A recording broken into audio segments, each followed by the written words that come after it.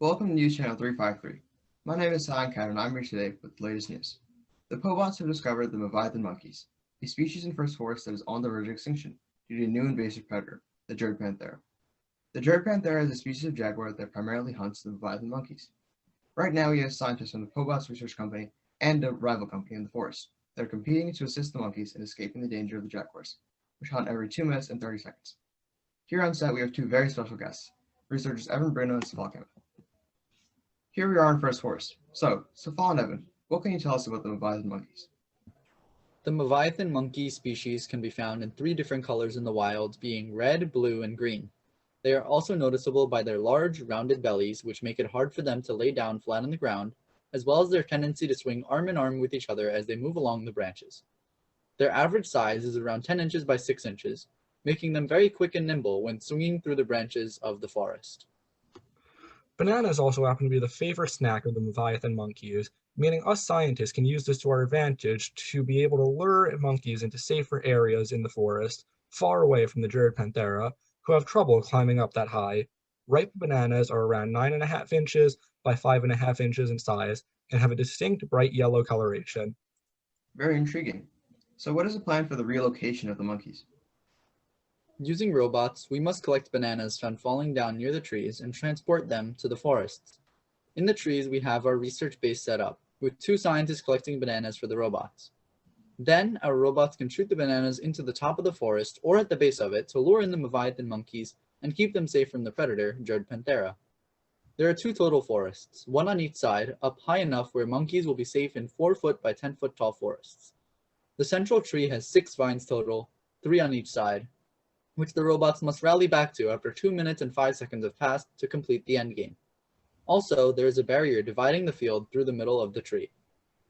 Additionally, our robots have been designed to enter the forest and assist the monkeys, since the predator can even be harmful to humans. One of the main tasks of the robot is to transport the monkeys from the branches, where they are vulnerable, to the canopies, where they would be safe from any danger. The 4 branches in First Forest are approximately 12 feet by 2 feet by 5 feet in size. On the branches, there are 3 groups of 5 identical monkeys hanging from each other. The robots must safely transport these monkeys to the 8 canopies, which are all 8 feet tall. These canopies are much higher and much safer than the branches, as the Gerd panthera cannot reach there. The more successive monkeys that the robots save will result in increased points per monkey. While any order is appreciated, the robots are specially tasked to keep the monkeys in groups of 5, as the Leviathan monkeys have strong familial bonds. If this is done, the monkeys will reward the scientists with a ranking point. Interesting. To be more specific, what is the beginning of the mission like?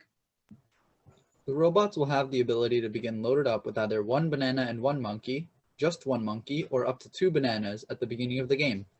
The robots will be placed behind the safety zone, represented by the line drawn around the forest, and robots can be no more than 4 feet tall at the start of their journey. This is for the purpose of maintaining stability while the robot is navigating through the forest. They must also return to this configuration once the endgame begins. Once the game begins, robots will get a head start while the Gerd panthera is sleeping before its next hunt, but direct communication with the robots is lost for this time. Controllers takes approximately 15 seconds to connect to the robots, so they must run autonomously. The robots then must start to move out of the safety zone. If all 3 robots are able to do so, the Alliance will get a bonus, and then they can start to transport monkeys to the safe canopies away from the dangerous branches, or start to deposit bananas into the safe area to lure monkeys away. Fascinating. Please tell us, what happens once the controllers connect to the robots? Once the controllers connect to the robots and regain full control, we will have 110 seconds to continue to deposit the bananas into the forest and chain the monkeys together on the canopies. By completing certain tasks during teleop, scientists will be able to cause certain effects.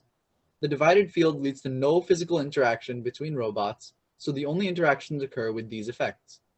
Towards the end of the teleop period, the Gerd panthera will start to wake up, and the scientists will have to find a high place for the robots to be safe, the vines. And what about this research base that you have set up? Can you tell us about that? The section of First Forest that we are working in happens to have very few natural barriers. Due to this fact, we are not requiring bumpers for our robots, but other safety rules still apply. After our robots have given the monkeys 10 bananas, scientists will then have enough banana peels to make dangerous sections for the Gerd panthera to walk over. Robots can enter these areas at their own risk with penalties for doing so.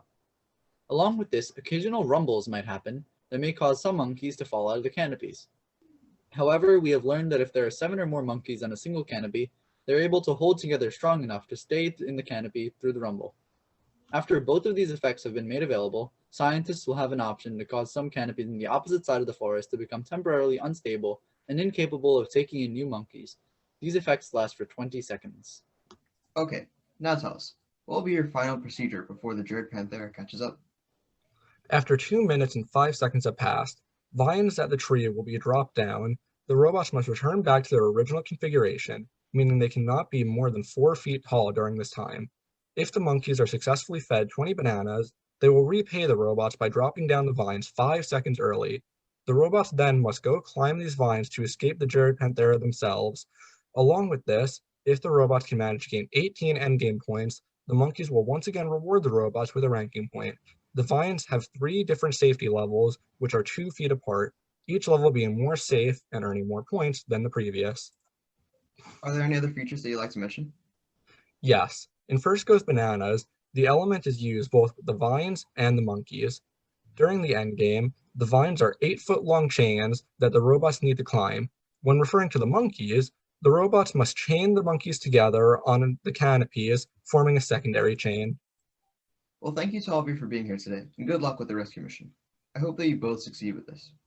We will now answer any questions that the judges may have.